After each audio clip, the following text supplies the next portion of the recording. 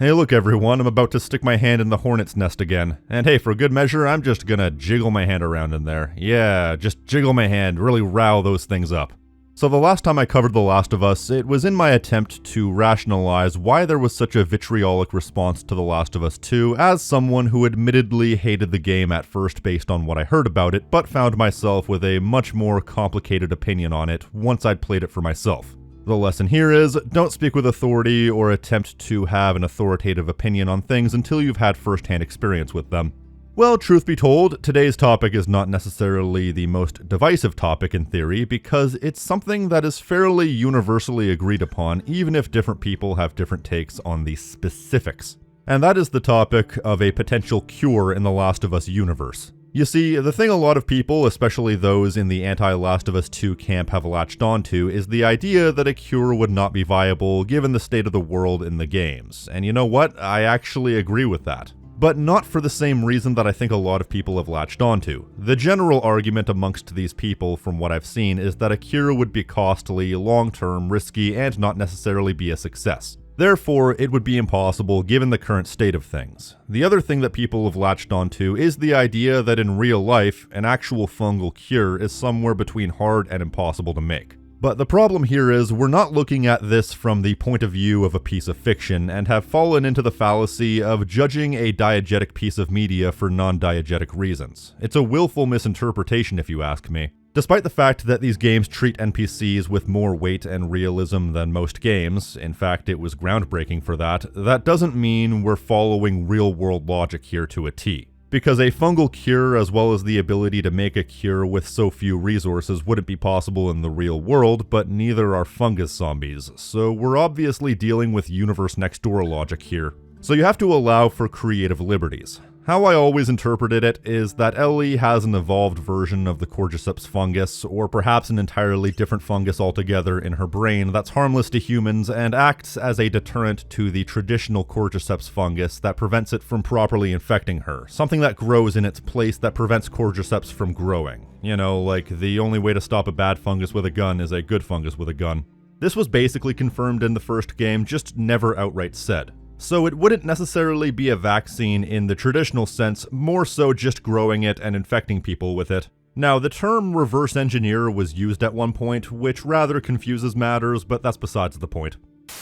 Okay, so I don't like doing this, but I have an update for you all. So it's been a very Last of Us heavy couple of weeks here at Tactical Bacon Productions. I made this video a number of weeks back, and since then the TV show has ended, but between episodes 7 and 8 I went back and replayed the game, and the TV show with episode 9, as it's one to do, went more in depth with what exactly it is that makes Ellie immune, and how they intend to replicate it. It's all about the Cordyceps not attacking her because her mother was infected while she was giving birth to Ellie. So the infection has been with her since birth via blood. The Cordyceps receptors, though, aren't attacking her due to the chemical messengers that have been with her since birth. Meaning the Cordyceps isn't attacking Ellie because the Cordyceps believe Ellie is Cordyceps. I think I got that right. So they want to see if they can try to grow and replicate those cells. None of this was really specified in the game, neither in the original or the remake. All they said was that it mutated, and whatever that means is left up to the player's discretion, so I just wanted to go back and specify this because I've apparently been hoisted by my own petard here with making this video a few weeks before the show ended. It's definitely pseudoscientific, but once again, we're dealing with universe next door logic here. I think the rest of this video still applies, it's just this one bit that's been cunningly specified. Matter of fact, I'm going to make a point in a minute about how the cure won't matter to the millions who are already infected. And since this episode explains in no uncertain terms that the people who are already infected won't be affected by this, because all it does is make sure that the people who aren't already infected can't get infected, so it won't mean anything to people who are already infected, that only reinforces my point. Other than that, back to your regularly scheduled video.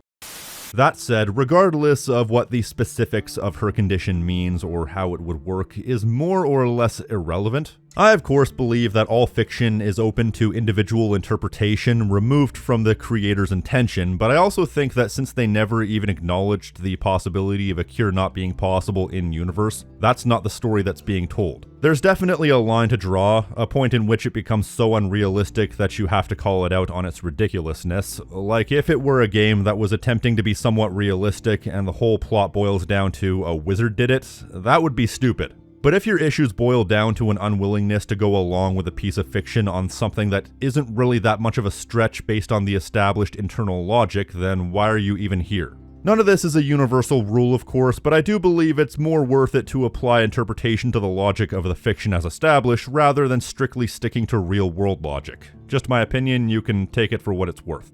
So yes, the specimen inside Ellie would have led to a cure, but here's the thing. The viability of a cure is still a good discussion point, but I think people who focus on these issues have their guns pointed in the wrong direction.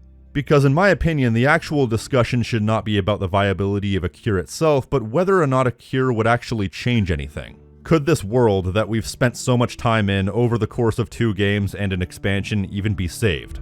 There's an old phrase that goes something along the lines of, society is only 3 meals away from chaos, which isn't true in a literal sense, but certainly has a lot of merit as a general philosophy. As you'll know, when society went to hell in The Last of Us, there were a bunch of pocket societies that cropped up, each with their own individual methods of running things. You had some peaceful societies like Jackson, Wyoming, which Tommy was part of. Once it was up and running, it was a secure society pretty well indistinguishable from a rural town before things went to hell. But then you have other societies with more harsh and messed up regimens like the Scars, and of course beyond that you have the individual bands of scavengers and bandits that cropped up.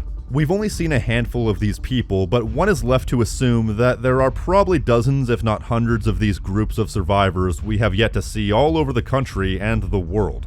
Of the pocket societies we've seen, only a few of them have been peaceful, so we're left to wonder if the world is too far gone on a grand scale to ever return to a level of normalcy. If a cure or a vaccine could possibly make things go back to normal. If in the span of 25 to 30 years you've already had people's mentality devolve into things like this, you're probably not going to get them to return to the 9-to-5 grind, even if all the infected spontaneously vanished. We don't necessarily know what the average person's true nature is in real life, because we've set up a societal structure of rules that to a certain extent prevents violence and anarchy. And what you see in these various pocket societies I believe to be the true nature of the people involved, or at least the true nature of the people running these groups now that they've been given the freedom to do things their way. Obviously there's going to be people rebelling against the system, but the wildly varying mentalities of these pocket societies just goes to show the wildly varying mentalities of humans in general. If not in the real world, at least in this world. And when you take away the rules and regulations of how these people had been living, or to the people who were born after society fell, bring them up in a time where they'd never experience a widely established set of rules and live in a never-ending series of kill-or-be-killed situations, re-establishing large-scale normalcy would be nigh impossible, at least in the short term. It would be like trying to tame a feral cat. An uphill battle if nothing else. I've heard it said that after the fall of Rome, decentralization caused the standard of living to regress to a point similar to 1100 to 1200 BC. The historical point that is often, but not always, considered to be when society, or at least Western society, started showing signs of improvement was the Italian Renaissance of the 1400s. That was a nearly 1100-year gap. And granted, our society and understanding of the world has advanced to the point that if everything does go to hell, it'll be much easier to rebuild now than even 100 years ago.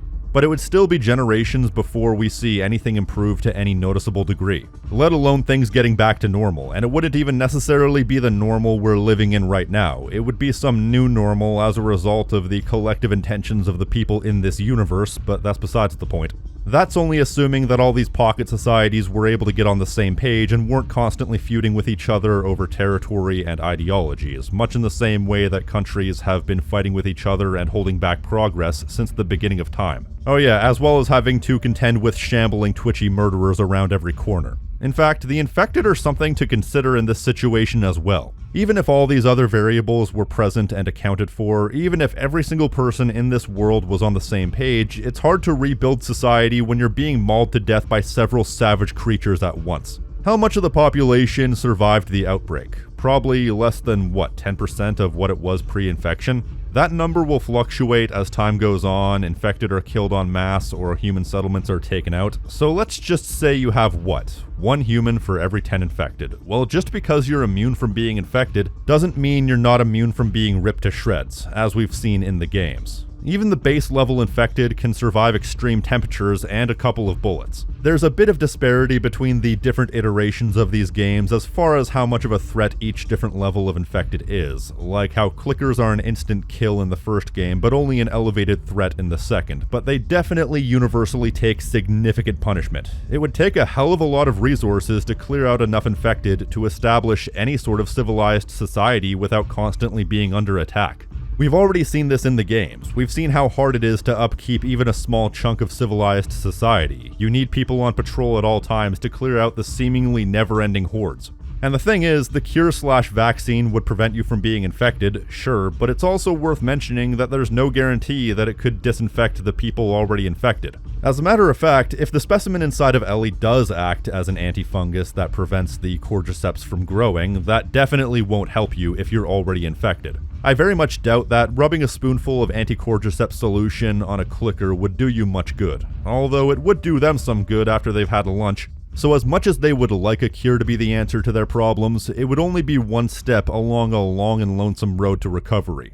Then there's the Fireflies themselves. They were on their last legs when this whole thing took place. Pretty much every division we'd seen had fallen apart or had been wiped out. So the question is whether or not they would even have the resources to distribute the cure. Being able to create a cure is one thing, being able to mass produce it is a whole other thing. So how do you distribute that when you're already on the verge of collapse? Well, you might not be able to. The only way they would be able to would be by hanging the possibility of a cure over people's heads. Something that would be very likely given the fact that, let's be honest, they weren't the good guys. Fedra were a bunch of fascists, but the Fireflies were essentially domestic terrorists. They weren't fighting for freedom, they were fighting for their own system of control, with Joel caught in the middle of the two conflicts. The Fireflies were corrupt, inept, and pointlessly antagonistic. They were about to cap Joel in the head for no reason. And lest we forget, they were about to kill Ellie without even asking her consent. And granted, there's a misconception that Ellie wouldn't have wanted to do it, but part of her character is that she had survivor's guilt over all the people she lost along the way, so she wants to make her life mean something. She believes that her life wouldn't matter unless her death led to a cure.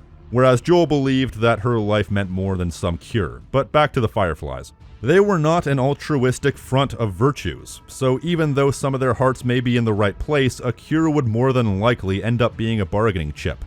Something that would only be distributed to the people who join the Fireflies, join their way of thinking, subjugate themselves. They're not looking to end fascism, they're just looking to institute their own system of control. Even though they don't have the resources to mass produce a cure, other factions might. Perhaps Fedra, perhaps the Western Liberation Front, perhaps some other faction we haven't even heard of. Maybe individually they don't, maybe as a collective. Would a corrupt faction simply give away a major bargaining chip like that? No, probably not. At worst, they might demand your faction be folded into theirs and they submit all their resources and all their personnel to the Fireflies, and only then might you get a miracle cure in your hands. Their own corruption and the human desire for power over others would win out.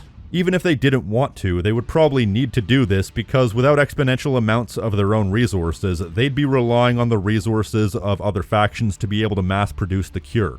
The two scenarios that would end up happening would be either the Fireflies end up with all the power or nobody gets a cure. Whichever is the best or worst case scenario is up to your own discretion. And what if the other factions don't want to play ball, which is quite frankly very likely because who would want to surrender all their resources to a corrupt faction which claims to have a miracle cure? At best, very few people would want to play ball. At worst, well, they'd probably get ransacked. So with that all taken into account, do I think a miracle cure would have changed anything? To me, the answer is a resounding hell no. At least not immediately. The world of The Last of Us is too far past fucked to return to any sort of normalcy, and will likely stay that way for at least 100 years. There's a hell of a lot more work and a hell of a lot more cooperation that would need to go into unfucking the world. When the last of the infected die off and all the insular groups are able to start re-establishing connection, maybe then they could start working to re-establish a global community. Something that I question if a group of humans with our natural instincts to shun the outsider could ever manage. I mean, just look at how divided the world is right now. Imagine that, but with absolutely no reason to cooperate.